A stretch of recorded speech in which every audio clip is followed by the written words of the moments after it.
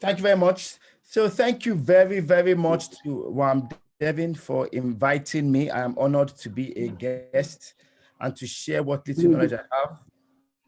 Particular thank you to Dr. Kola Olowe as well for extending the invitation to me to come and share some of my expertise and knowledge. It is an honor, and I hope to be able to add even a little something and help all of us in the journey of transition, the change from classroom-based to virtual training. I will share my screen now very quickly.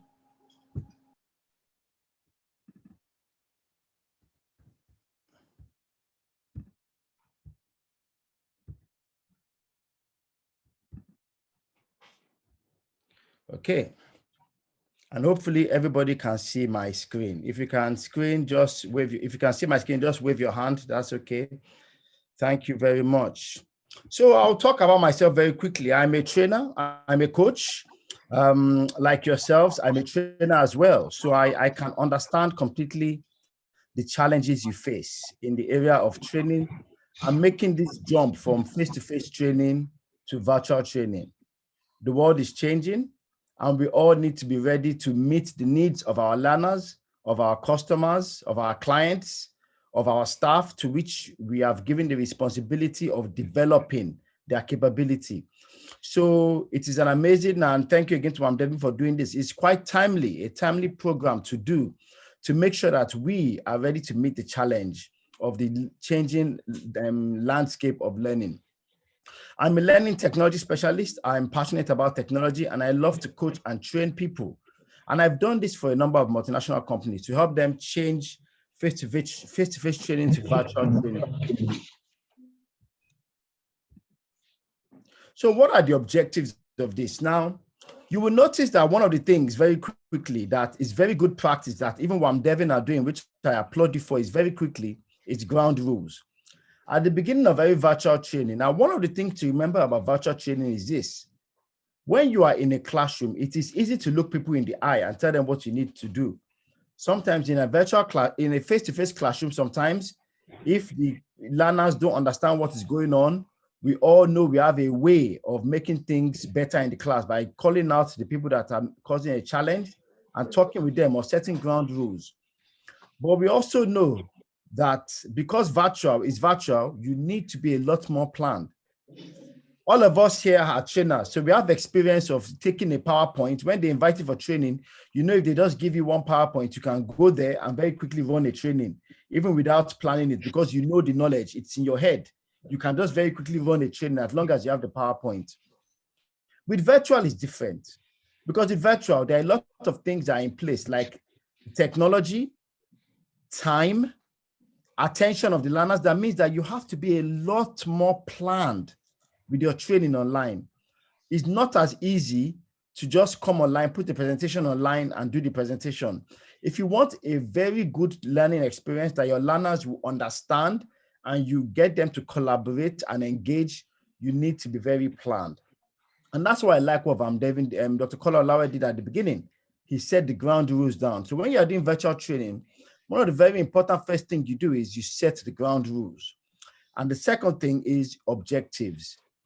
I know we do this in face-to-face training, but in virtual, it's even more so important that you let people know why they are on this virtual training.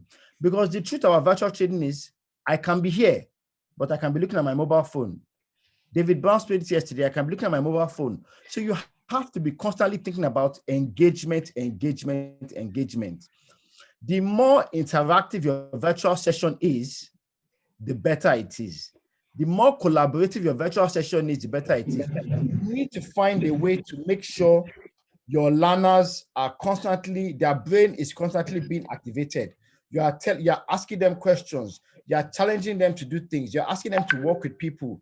You are putting up content on the screen that makes them say, oh, because if you talk for too long as a trainer, for maybe more than 5-10 minutes without asking them to get involved in activity, you will lose them. You need to constantly ask them to do things to make sure they are paying attention. Because if you don't do that, you lose them. So very quickly, you notice that I will try to, as usual here, ask people to type in a chat box, or I may ask everyone to just raise their hand up These are just ways of making sure your attention is there. If you ask them to raise their hand up and not many people raise their hand up, then you know that, okay, either that technology is not working or they're not listening. So those are the things you need to do. So as a facilitator online, you have a responsibility to make sure that you constantly check the temperature of your room. So I want to talk about the objectives. Number one, I want to help you understand the critical success factors for virtual training. There are some things you should have in place to make sure your virtual training is highly successful. Number two, I'm going to speak about as well is having an intentional training plan in place. You need to have an intentional training plan.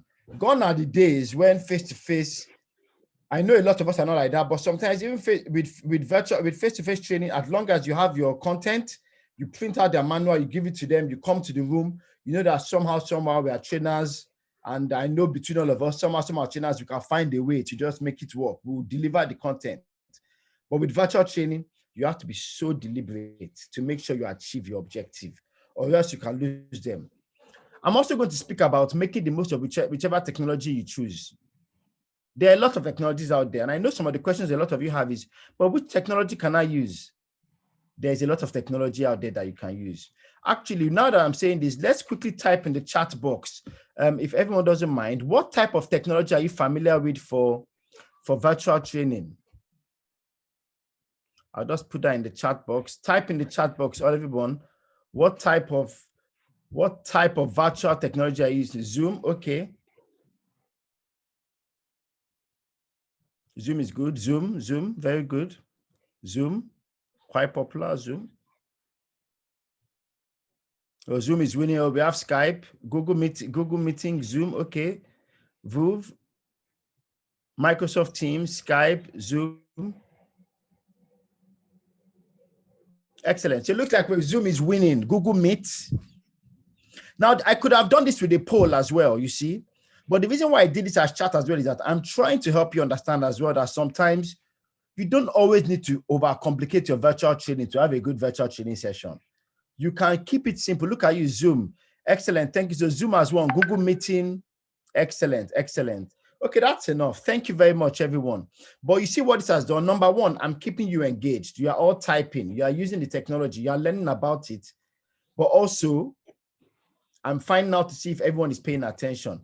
Thank you very much for that. I'll just bring that and I'll close that for now.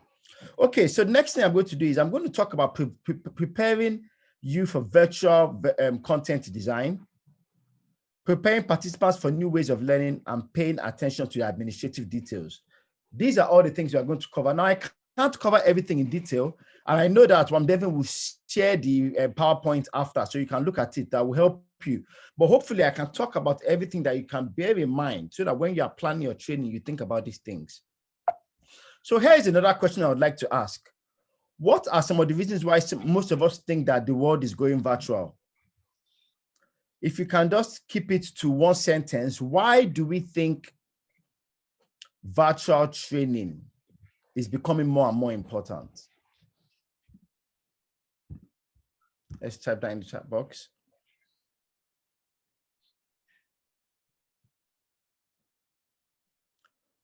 Why do we think virtual training? Social distancing, yes, that's a good one.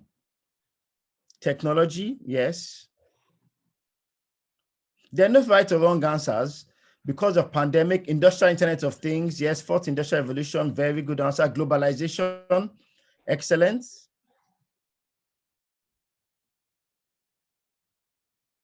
Let's see if we get a few more answers. Local reset, global reset, population explosion,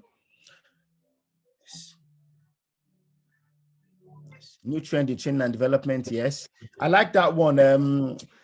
Abidemi, I like that one. I like that one because even before the pandemic, those of us that we know, we already knew that already virtual training was becoming a big thing. This pandemic just made it was meant to be a slow change.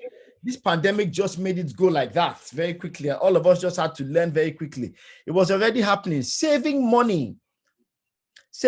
When I used to work for a company, those of us remember the days when when there was training, they will fly you into they will fly, you catch a local flight to where the training was, they'll put you in hotel.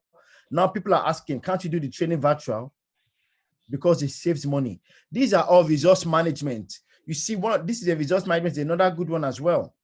The reason why is because it is easier for me as a business, for my staff to sit down at their desk and do training for 2 hours than for me to send them to go to some hotel for 1 day, and I lose them. They can't do their work for 1 day. So for a lot of businesses as well, resource management is a big one. It saves money. Technology advancement as well. So these are all great answers. And travel risk as well. Pandemic, you've all said amazing good answers. Security, excellent. So I'm going to stop looking at the chat now. So I'm not ignoring your answers.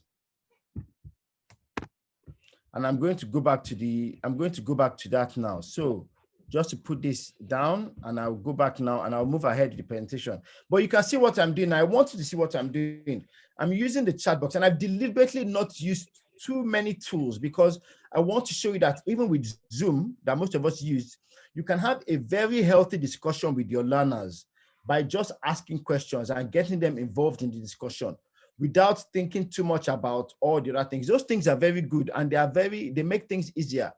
But you can also have a very simple training by keeping it simple. And the reason why I'm trying to focus on simple as well is that for some of our learners, not all of them are very technical. So sometimes you want to take them on a journey slowly by slowly. Let them get used to using the simple things. Then you can start to complicate it by adding videos and all those kind of things. So here are the things we've already spoken about. You've already done my job for me. Cost savings is a big one. Time savings is another one.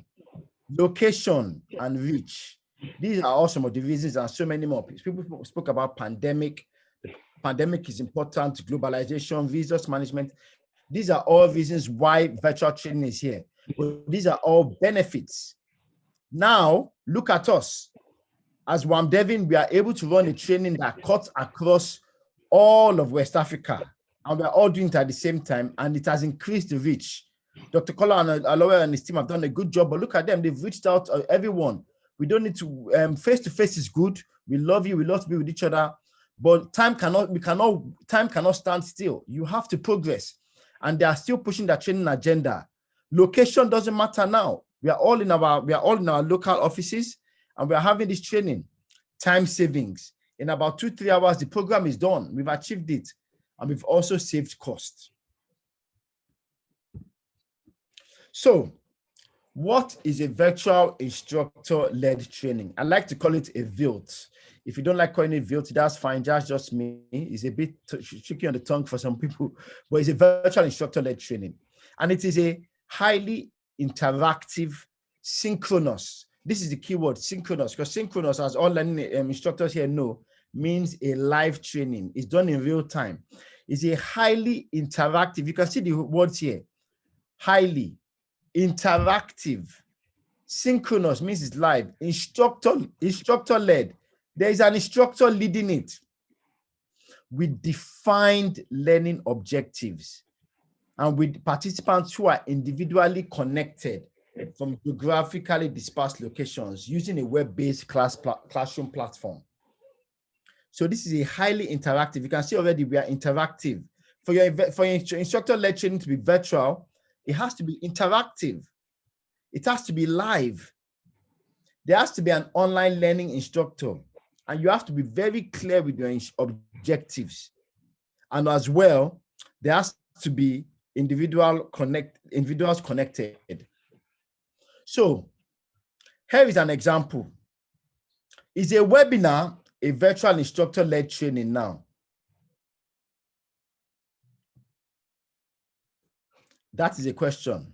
And I'm just going to go to the next screen now.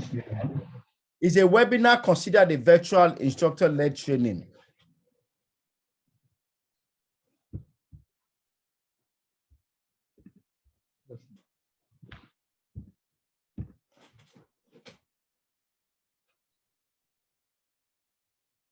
Okay.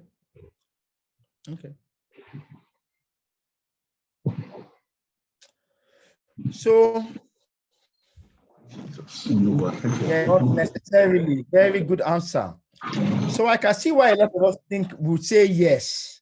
And to an extent it is, but more importantly, look back at now at this. Look now, let me show you my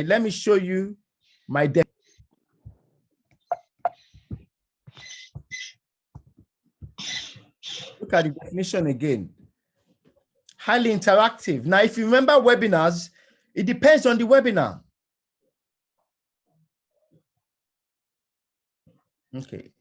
It depends on the webinar because sometimes it is not interactive. Some of us have sessions where, for example, somebody comes and just speaks to you throughout.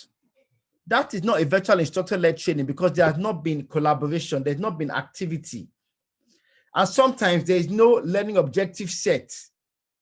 And there's no web-based classroom. So what I want us to remember is that a virtual training is the same as a face-to-face training. The only difference is that it's on a web-based platform. And you would not necessarily consider a webinar a face-to-face training because sometimes there is no clear learning objectives. There's no interactivity. It's just somebody coming and speaking for 40 minutes, giving a talk. If the person just gives a talk, it is not a virtual instructor-led training. It is just someone giving a talk online. So we need to be careful. A webinar can be, but normally it is because in the old days, a webinar is just an online seminar. And seminars are not training sessions. So things have changed. Now, when we think of webinar as anything that's happening online. So yes, because we have used webinar as a generic term to mean anything online, a virtual training can be. But for a truly online learning training, there has to be interaction, there has to be live, there has to be learning objectives. But that's something to think about and to challenge our thinking. So I'm going to move across now. So there are three main types of virtual instructor-led training. There's the structured learning, but no complexity. And I will consider this training I'm doing a level 1. It is structured, but I'm making it very not complicated. I'm not doing any complication. Then there's level 2, structured learning, but you may require expert support. And then level 3, it is complex design and complex delivery. And what is important is that you need to understand your audience. You need to understand the type of training you are delivering to make sure you pick the right one. If you do not need to pick something very complicated, don't make your virtual training complicated. And I'll talk a bit more about that very soon. But it's important to know that there is a very simple virtual training, which is like this one. You have your presentation, you use your chat box, and you speak and let everybody get engaged. Then there's level 2 where you can play a video online. That's starting to get complicated and you add breakout rooms. And then there's level 3 where you can have multiple speakers, multiple breakout rooms. They use whiteboards and we'll speak about that. And it's good to know there's another session after this one where somebody's going to come and talk to us about breakout rooms and other things you can do. So I'll start with level 1 of a virtual training. A level 1 virtual training is not complex and can be designed very easily. And this type uses the basic features of a training. It's just it's PowerPoint, whiteboard and polls, and then you share your screen like I'm doing now. And normally it's a single session. It's just one session like today, this Wamdemi session, one session, 2 hours, and it's done. Okay? There's not much interactivity between learners. A lot of you are interacting with me by chatting in the chat box, but I'm not telling you to chat with each other. If I started to put you in breakout rooms, getting you to chat with each other, that is becoming a level 2. So this is, as you can see here, the level of moderator engagement is low.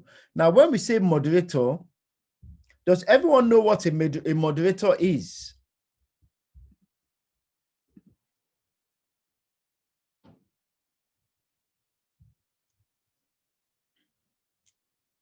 A moderator, and I just to move along quickly while I look at that, a moderator is someone who supports. So you can see in this session now, we had Dr. Ayola, he was supporting the facilitator. He's here to support. We have somebody technical at the end who is muting the screens, who is doing all of these things. Normally, if it's a level 1, you as a trainer, you can do everything yourself.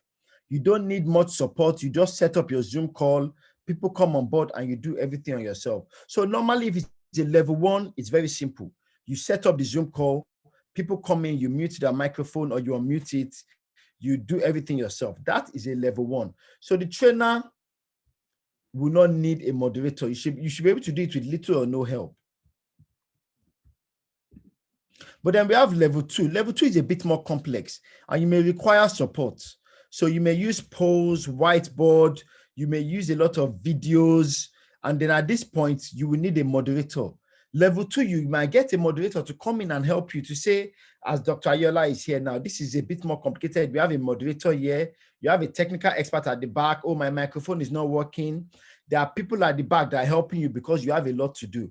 And the reason why you should think about a moderator sometimes as a virtual instructor sometimes is because if the training you are delivering is very complicated and you need to focus on your training, what you don't want to do is when you are delivering your training, somebody is saying, my microphone is not working. I can't see the screen. I can't do this.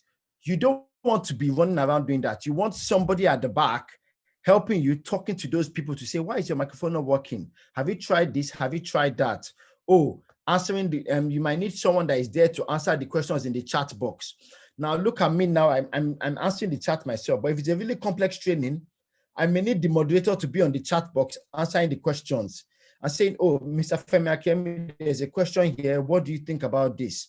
And it allows me to be able to manage everything, because if you try to do everything yourself with level 2, it can become too complicated. And as a trainer, you want to focus your attention on your learners. And finally, level 3. Level 3 is very complex. It's very interactive with your learners. It's a really long session. There's going to be video streaming. You may add some e-learning. It is a blended learning experience. And that's where you have the highest level of virtual training. That one, I would say most of the time, if you are going to use it, it's going to cost more money. And it can cost even more than face-to-face training, because you usually need to hire experts to help you set everything up. So normally, and then you need to have a lot of rehearsals to make sure it goes well. So those are the three ones. And these slides are coming later. I don't want us to go too deep into the detail. I just want to share with you the concepts and ideas so that you know what you need to do. So the question you're all asking is, but can my training course be a virtual instructor-led training? That's what you're asking. When can a training be a virtual training? And these are one of the most important things I want you to take away from this session. These are the questions you need to ask yourself if your training can be virtual. Number 1, is it under 2 hours? Any training under 2 hours for virtual training, you will lose your attendees. They will not be engaged for 2 hours because they will start to look at their phone. I guarantee you, some of you have started to look at your phone already. They will start to look at their phone. So if it's over 2 hours, then you have to ask yourself this question: can I split it into 2 sessions of 90 minutes or less and do it over 2 days? Maybe I do like we've done with this session, very smart. What Devin have done, they've done one part today, one part tomorrow. They could have done everything today, but having somebody staring at a computer for 4 hours or 5 hours is not convenient. It's not good for your eyes. It's not good for sitting down. The engagement is low. The learning retention goes down. So what Devin have done that is very smart is they split it over 2 days. Some people may then say, okay, I may split it over 2 weeks. I'll do one on day 1 on Monday, week 1, and I'll give them some homework. And then day 2, they will do next week on Monday. They come back with their homework. So that's the question you have to ask. Can my session be, is it under 2 hours? If your session is over 2 hours, then you need to split it. And and into sessions of 90 minutes or less, but don't go over 90 minutes if you can. Does the session include physical movement? There are some trainings that cannot work as virtual training. That's the reality. For example, if you are doing first aid training, where you want people to come and train first aid, how to give mouth-to-mouth or resuscitation, you can show them the videos all you like online, but you need to see them face-to-face do it and do the assessment, to carry the assessment before you give them their certificate. A training like that cannot be done online. You need to see them, they need to be there face-to-face so that you can check to see that they can do it. So as much as we like things to be virtual, not everything can be virtual. So you need to ask yourself, are there things that involve physical movement What you then need to do is you may then decide that for like first aid training, which I took as an example, you may decide that the theoretical part of the training, you will do that virtually. But then the practical part needs to be done face-to-face. And that becomes a blended training. It still saves you money, but you split it and it still saves time. So that's a good question. Another question is, does the session have any experiential elements to it? When we say experiential, we mean engaging the 5 senses. Now, if you are doing training on cooking, for example, the truth is that for some food, you want to be able to smell it, or you want to be able to taste what they have cooked. You cannot taste what someone has cooked on a virtual training. It can't happen. So you can give them all the theoretical training about nutrition, or the theoretical training about how to cook food. But if you cannot do the second part, tasting their food, like if you're a food and nutrition trainer, a home economics trainer, you cannot taste their food to see if they've passed the assessment. So that can be virtual training. So not everything, I know the whole world likes to say it, but not everything can be virtual. Parts of it can be virtual, but not everything. Then another question is, does the same session require looking at more than one application document at the same time? If you are going to need them to be looking at multiple documents at the same time, it's going to get very complicated. Oh, look at this document. Look at that document. Compare the 2 documents. Work together.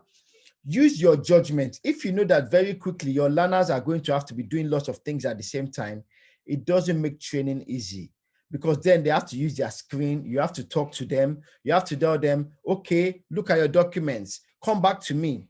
It just makes it, always think of your learners. As a virtual trainer, think of your learner. That's the rule number 1. Think about them. Put yourself in their shoes. Are you making their life easy? Just because it's virtual does not mean it has to be complicated. Because it's virtual, you have to try and make it as simple and as straightforward as possible. Remember this acronym, KISS. Keep it short and simple. Keep it short and simple all the time with your virtual training. Another question is, are the participants' time zones compatible?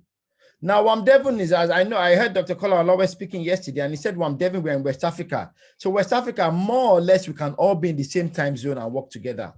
When WAMDEVN becomes a global African concept, he will have some people in South Africa. He may not be able to run the same session twice now.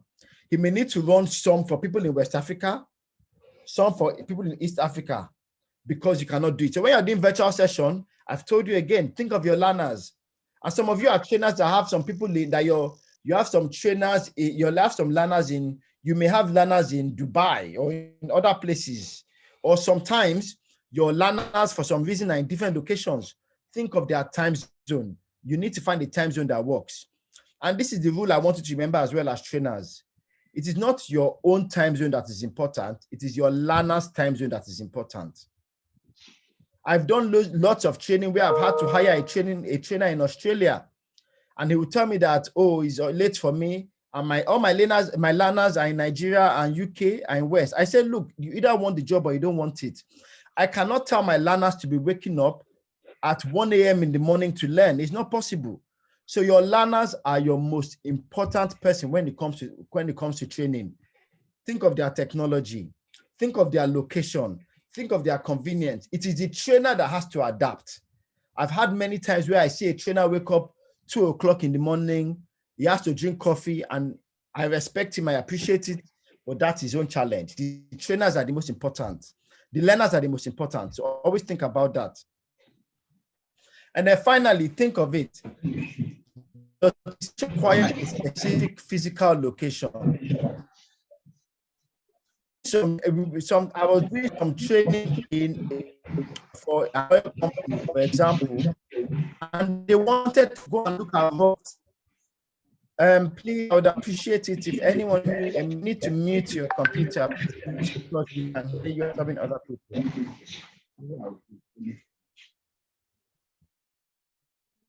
Can we all go on mute, please? Thank you very much. I very much appreciate it.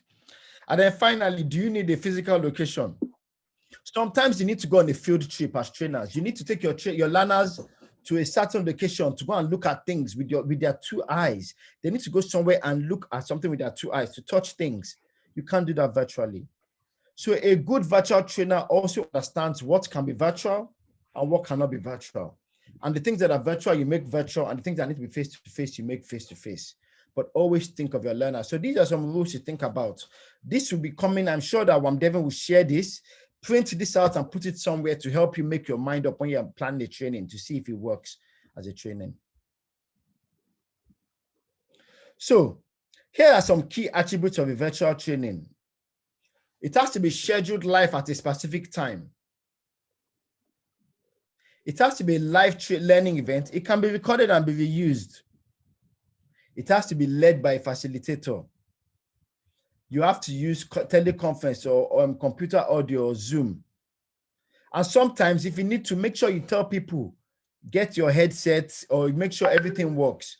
But also remember, you have to design your content before time.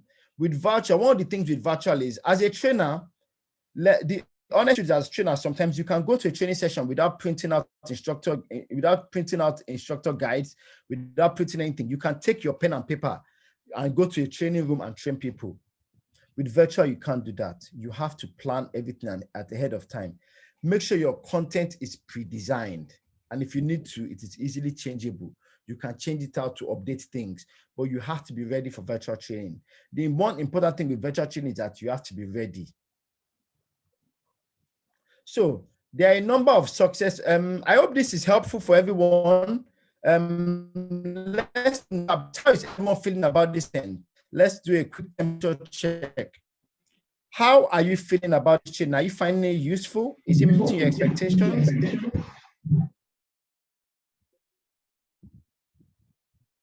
Let's do a temperature check. Excellent.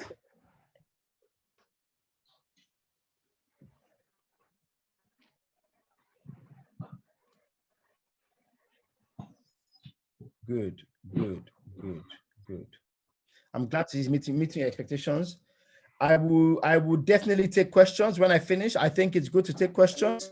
We will take questions at the end so that, because of lots of questions that can lead to other questions that are very engaging, we can do those questions together. That's why I've not said questions. Yes, the network is frustrating. Yes. So what I would say, this is a very good point now. What I would say is, as well, for training sometimes the network can be a challenge. So one of the things you can also let people know is that for those that, this is what happening here, we are recording, I believe the session is being recorded. Always let people know that the session will be recorded and shared. Another good suggestion that you can do is, if you know network is going to be a challenge for you, make sure you can get a moderator who can be typing the key points into the chat box to say, these are the key points. So these are some key things to do. Another thing I've not spoken about is, believe it or not, you can use things like WhatsApp for training. Believe it or not, WhatsApp can take, I think, 4 people. It's not very big, but if you want, you can do WhatsApp on training. WhatsApp can call 4 people at the same time. You can send them on the chat group the document you want them to review and a short video you want them to watch, and then set up a WhatsApp call, and everybody comes to the WhatsApp call and start asking them questions to get them to talk. And even that is an example of virtual training. Set up a WhatsApp group, 4 or 5 people, send out a short video that you record for yourself, send a small document in the WhatsApp group and say, okay, we have a call at 2 p.m. Everybody join and say, what does everybody think? And they start to converse. That is an example of virtual training, and it's cheap. You don't even spend any money to do that. So that is an example of virtual training. So what I'm also trying to challenge everyone to do is, as long as you have a technology that can allow you to have 3 or 4 people to come together, have a conversation together, you can even run the virtual training then and put your camera on. So sometimes we think of Zoom. There are so many ways you can do it. Open your mind. As long as you have a technology that can get people together, you're already there. Okay. So here are some things to think about. Clear and simple course structures. It is very crucial that the course design is clear and simple. I've said this before, people tune out if there's too much information. if you put too much information into one of the temptations for us trainers, and we all know it. I mean, let just show with a show of hands. I mean, if we don't know how to raise our hands in Zoom, or if you all know how to just if you can say it, just say, have any of you ever had a training where you know that looking back, you've put too much information for your you've overloaded your learners with information before? Has anyone done that before? Just yes, Teams is also good. Has anyone ever had a situation where at the end of a training, you look back and you say, I think I overloaded them with too much information? Just put it in the chat box if you have done that before. Or yes, you've all been there.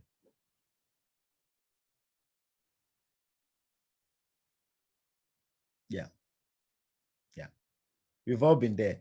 And as trainers, that's something that happens to all of us. We run the training session and want to get so much in. And when we leave, we look back and we on reflection. I know a lot of us trainers, we like to reflect. You look back and say, I know I could have given them less. Because with learners, less is always more. So, and that's why virtual session being 90 minutes or less, it also forces you to do what you need to do. And when you do the 90 minutes, think of it this way. About half, you have to get down. Okay, I'll go back to the slide. So also think about this, because if you don't design your course well, retention and completion rates will drop. So try more than 10 minutes now, ideally, but because this one is quite short, it's about 2 or 3 hours. Normally, what I would have said was that every 2 hours, what you do is every 2 hours, you get your learners to break up for 10, 15 minutes. Tell them, go for a walk, go and have a drink, go and look at some emails. David Brown spoke about that yesterday. Just let them go somewhere for a break to calm their head down, because looking at a screen can take time. But also publish an agenda, so that your participants know what to expect at each time. Publish an agenda before. So at the beginning of the session, say, hello, this is my virtual session. For the first 30 minutes, we are going to do this. Then there'll be a 15-minute break where you can check your emails. So I'll appreciate if I have a full attention for 30 minutes. Then we're going to have a breakout session. Then we're going to come back. So just let them know what you plan to do. And that is your commitment. That look, I appreciate your time, and I want you to commit to this session, and I'm committed to make it an enjoyable session. So a completely open-ended design with optional participation is not work. So what I would say is that when you're doing virtual training as well, try to make them mandatory. Because if you don't make them mandatory, some people attend, some don't, and then you have some people that are more advanced than others. So try to make them mandatory and let them know that you need to attend. If you don't attend this session, you don't get completion. You don't get your certificate. People tend to think that virtual means like if I don't have to be there. So if I notice that you're not engaged, you're not paying attention, you don't attend all the trainings, you will get your completion certificate. And that makes them know. So it's like a carrot and a stick.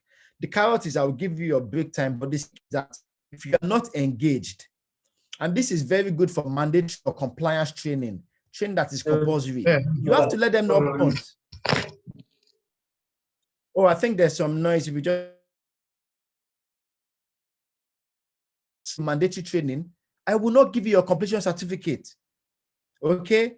And then consider making all the parts of the training mandatory, so that if they don't do it, they don't sometimes.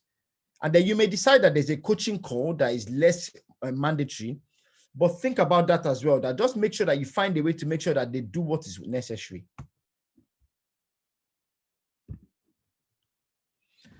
So here comes some communication strategies as well. Each course should have a communication strategy that provides regular updates. So try to let them know regularly how they are getting on. Remind them of any deadline. So if you give them homework in your virtual training, send them reminders, but also give them shortcuts, hints, and tips, and also send them links to other resources of interest. That last point is important. Sometimes you can't do everything on the web, on a virtual training session, because you only have short time with them. So send them short videos, send them books to read, send them short articles and say, make sure you read this. Send them homework that they have to do in time. What you are seeing here is that when you're doing virtual training, think of it as a package. Virtual training is part of a package. You can't do everything with them online. But when the time you have with them on that virtual call is precious time. So try to use it for value, for them to tap your knowledge. You are the expert. You are the one that has all the knowledge. So everything you want them to read before time, that you want them to do before time, give it to them. Videos, audio books, anything you want them to do, give them a chance to read it, so that when they come into the session with you, number one, you are recapping, you are summarizing, and then it's your chance to say, look, I'm the expert. You've read everything there. Now ask me all the questions. And that way you maximize your time. And they get the best out of you. So virtual sessions should not be two of you looking at things they could have read online. It shouldn't be two of you going through a PowerPoint document that they could have read themselves. Try to make the time they have with you very useful and very value add, so that all the homework they do. And it's a good way to also send them reminders to say, I hope you are reading your documents, because I'll be testing you on it before time. That's something to do as well.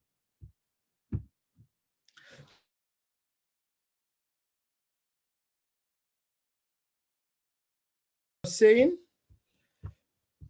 asking questions. If you are doing a face-to-face training, ask questions from participants. You can use a chat box or a question and answer, or you can even use voice. You can come online and just say, everyone, voice. You can come online and say, you can come off mute and say, everyone, ask your question. If you want to ask open-ended questions, you can chat using pose. You can type an interesting question. So I can say, I can go into my chat box now, for example, and type this.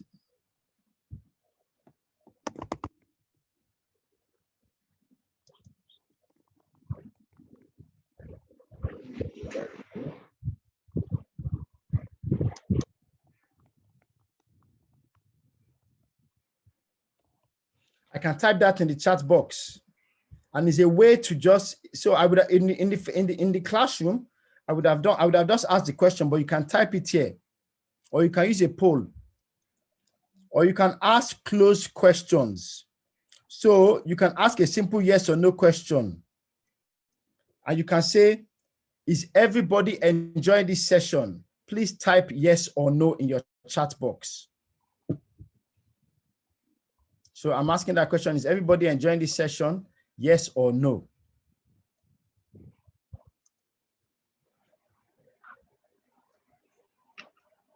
You see?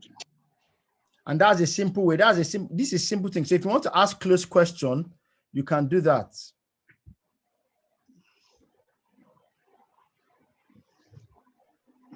Okay. Right. And I can say, so thank you. I'll take that off now. Or you can say, if you want to see how everybody is feeling, say, if you are feeling happy, thumbs up, or raise your hand up if you are feeling happy. And everybody, if you know how to use Zoom, raise your hand up. Let me see. There you go. You see? So you are just thinking about it. You say raise your hand up in Zoom. Look, everybody's raising their hand up. Thumbs up, hands up. Good, good, good, good, good. Now, good. So you see, and so take away. I want you. So if you want to, if it's a small group of work, you can just use breakout rooms to get small people to work together. And there's an Q&A there, or you can use Flipboard. I'm sure if I wanted to annotate here as an option, I could use a Flipboard and I could do something here.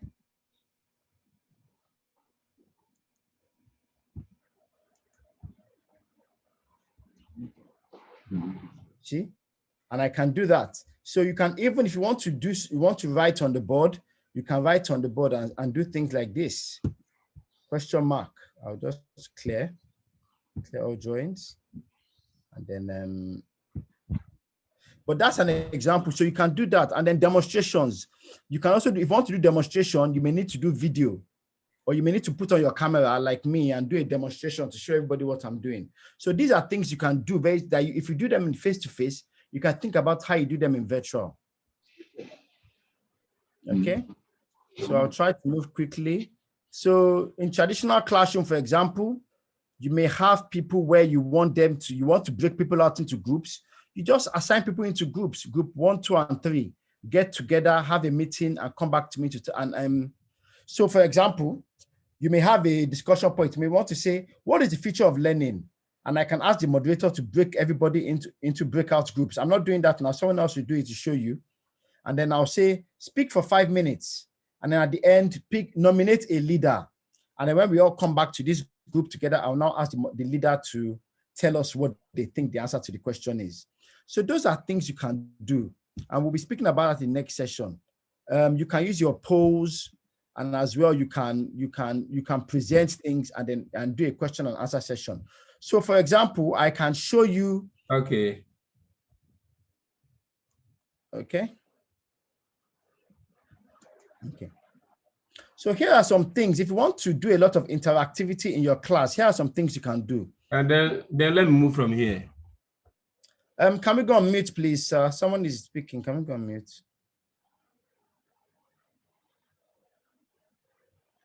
So this is another table similar to that one that I wanted to share that you can use. Thumbs up. And these are things I'm hoping when we send to you, you can print, put on your wall, and to help you plan your sessions as you go along. Okay. And here's another one. If you want to do peer-to-peer, if you want to do self-assessment, for example, you can give everyone a handout and then tell them to complete a poll.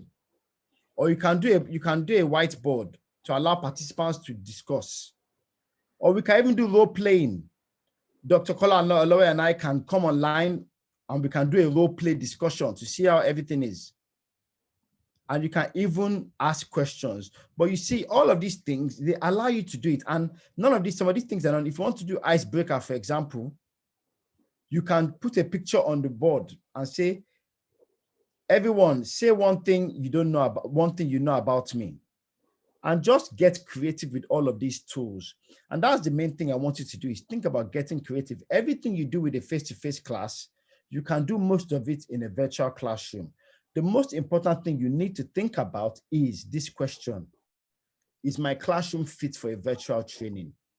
If your classroom is fit for a virtual training, using those questions we spoke about earlier, and I'll just go back to that screen here, then you are good to go. Once you've done this, decide on the technology you're going to use and use the technology so it can help you. So the question you're all asking is, but there's so much technology out there. Which one do I use?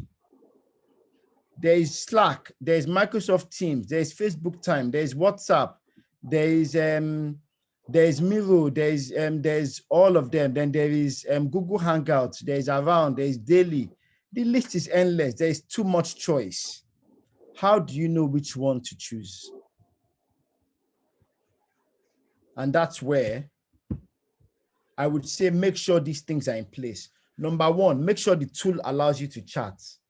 If you cannot chat, it's not a good tool to use for you. Number two, can you share documents? Can you share your screen?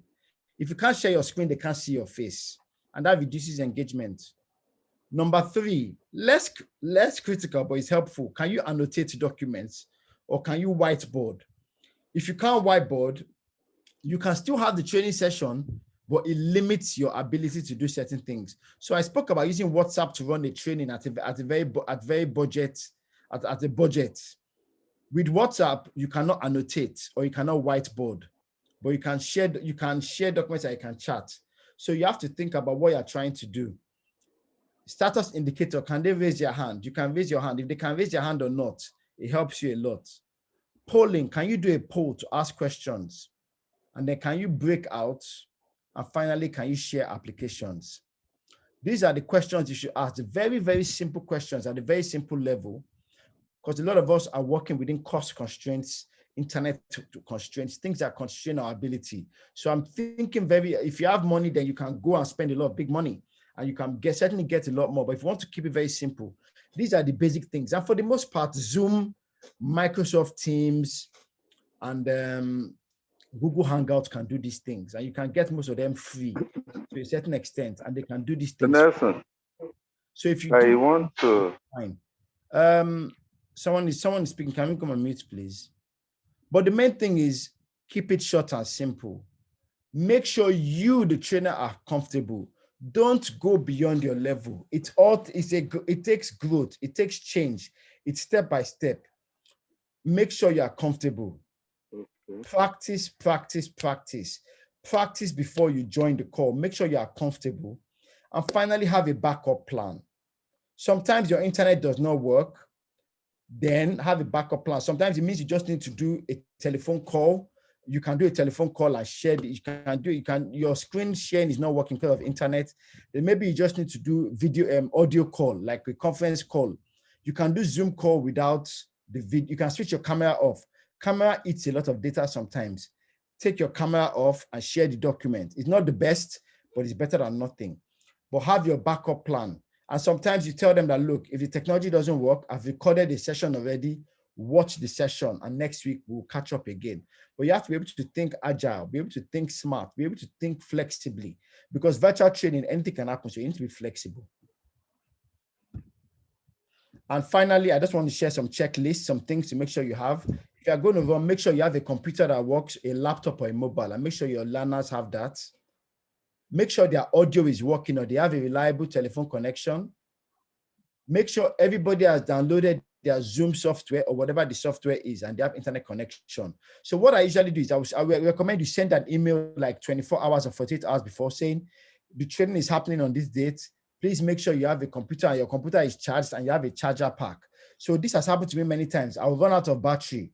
Make sure you have your inverter, your USB, or you have your power connected if you need it, or if you need to use an alternative source of electricity like a generator or something. I remember I was working with Dr. Kola Olowe a while ago. We were running some training and we didn't plan properly for the power, and we ran out of power. And then all of a sudden we were running training and the room was very hot in a face-to-face training and we couldn't deliver the training well. But if you think in face-to-face, you can run out of power for your laptop. So do you have your power pack available? Is your audio hands-free connected? Have you downloaded Zoom and tested it? I joined this call an hour before.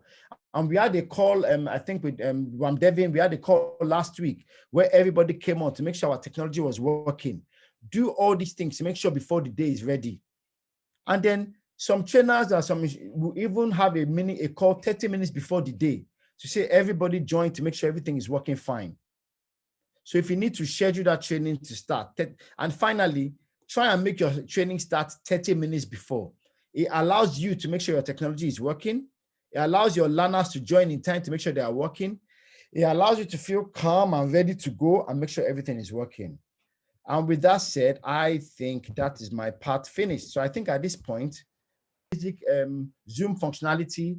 Before the class, you can build the poll and that will tell you the numbers of yes, no's, etc.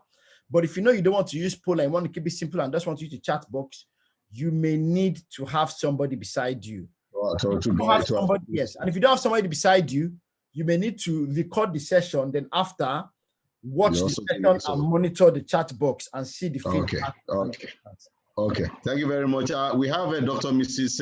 Olusoji. Can you please unmute your mic for your question, please? Dr. Olusoji, can you unmute your mic? Okay, let me quickly say this, please. That if you can hear me loud and clear, can you do that so that I can ask your questions? Before Mrs. Olusoji will speak, please, only the participants that are called will be allowed to unmute, please. Please, let's bear that at the back of our mind. Thank you.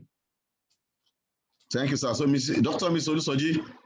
Thank you very much for the presentation. It's a beautiful one. Please, my question goes like this. Is it possible for somebody to use a virtual learning technique to teach practical session like mathematics or like computer training and things like that, where the participants will need to actually be involved practically in the session? Thank you. Yes. So yes, you can. So remember when I spoke about, I said some things, let me go back to, so the simple answer is yes, you can. So if I go back to here, the things that cannot be are things that include the things that cannot be a Zoom are things that require physical movement. So I gave the example of first aid. For example, if you want to see, if someone is doing first aid training, I want to see them doing the first aid, you can't do that. You want to see them rehearse, you can't do that. Or like cooking, where you need to smell the food if the food has burnt, for example. But for mathematics, for example, I could do this. I believe I'm sharing. I could do this. I could do this on my screen, and I could say, I could do mouse, and I could say mouse, and do annotate, draw. And if everybody can see my screen, I could do this. 2, it's not the same. You can do 2 plus 2. And then I could, if I wanted, I can give you control, and say, do you want to take control of the screen and try and solve this equation for me on the board? And you two can take control of my computer. I can share with you. I don't know. Let me see. Is it possible to give control? Let me not complicate the session. I could have given you control, and then you'll be able to come here and type the answer. I'll see if I can actually give you control. You do.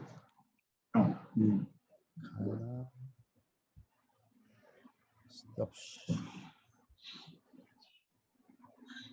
Okay, never mind. I won't complicate it. But you can do this, and you can ask one of your learners. Somebody's trying to do that already. Somebody's trying to type. I believe somebody's trying to type. Somebody's typing somewhere. Someone asked control. Can you see? He wrote 4. So, or you can even you can do the calculation on the board, and then tell everyone to take a 10-minute break, and then and tell the person to share his own screen and show them doing the answer on the board.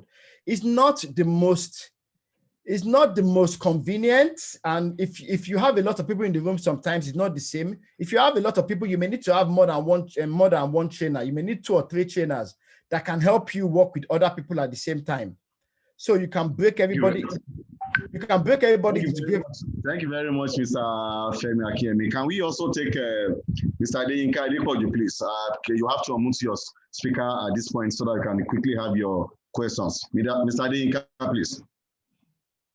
Can you hear me loud and clear, Mr. Adepoju? Or Mr. or Mrs.? I'm not sure. Okay, can you go ahead, please? A short one, please, so that we can wrap up this section. Thank you.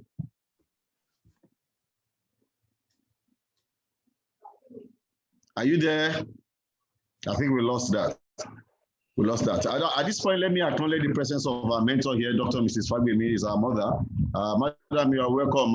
We always appreciate you for all the effort and what you have put into us. We wouldn't know at this point if you have any question for the facilitator as well. Can you hear me, ma? Dr. Mrs. Fagbemi?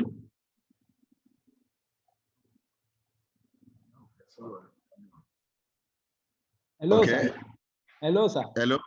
Okay. Yes, this is Mr. Adepoju speaking.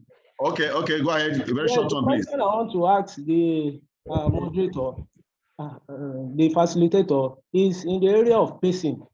There's because of the limited time, there's tendency for the facilitator to pace very fast. And the implication is that for people that are not very fast in learning, so how does he moderate his voice? How does he moderate his voice in such a way that he can accommodate everybody without pacing fast, bearing the time limitation he has? So that's a good question. And what I would recommend is sometimes always think of the majority. If you have some people that are more advanced, you can create a video recording, for example, of you going into more complex part of the training, and say for those people who are more interested in the more complex training, you can watch this video. And then for those who want, so you can either split, you can have the session, and then say for those who have more time, you can wait. There are many things you can do. Number one, keep it short and simple. I always say, think of the majority, and then you can or you can do it and then arrange 30-minute coaching sessions. You can arrange 30-minute coaching sessions, like tutorial sessions, that those that need extra support can come and join if you want. Or you can record a short video and send it to everybody to say, for some of you, this is an extra video to give you more support. or you can write a short article. So there are many things you can do that you can do as pre-work and post-work that people can have before the session and after the session. And then the main time is focused. So what you can then do is make sure that the main time is for answering questions and for dealing with the people that have any difficult challenge. That's what I would say, is try to use your time to focus on the things that add value, then have pre-work and post-work. Or you can even have 3 sessions: introduction, the main session, which everybody has to attend, and advanced, which those that want to know more can attend. So you can, there's so many things you can do that you do it based on your understanding your audience that you can do, sir.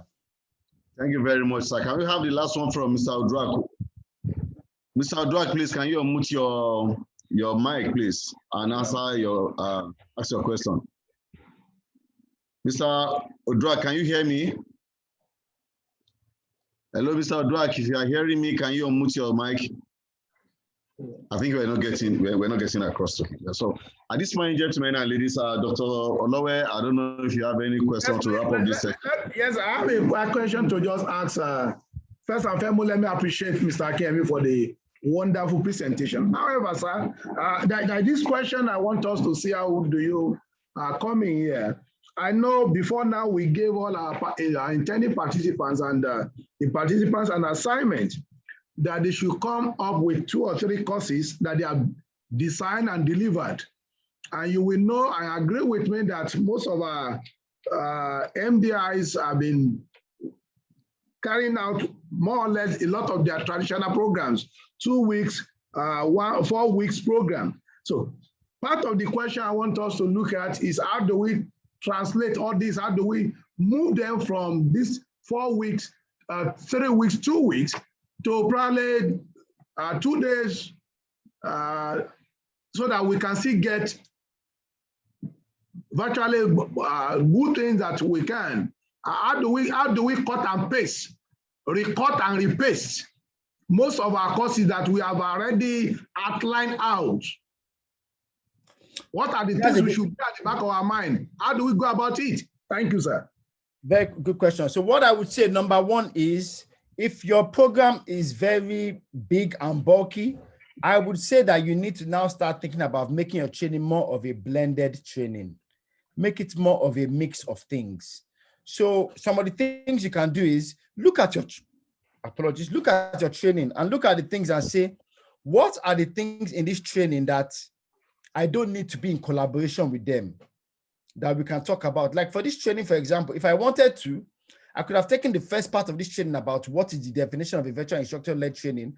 I could have recorded a short video and sent that to everybody to watch. Then I could have created some small PowerPoint and sent it for everybody to read. And then I could have made sure that the 2 or 3 virtual sessions we are going to be together is going to be about Q&A, is going to be demonstration, and then is going to be me talking about the things that I think are too complex for me to explain in a video. So that's what I would say.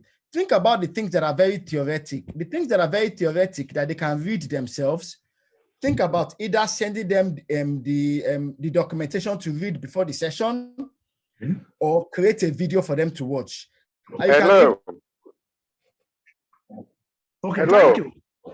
Yes. Mr. Udrak is up. Add one thing, sir.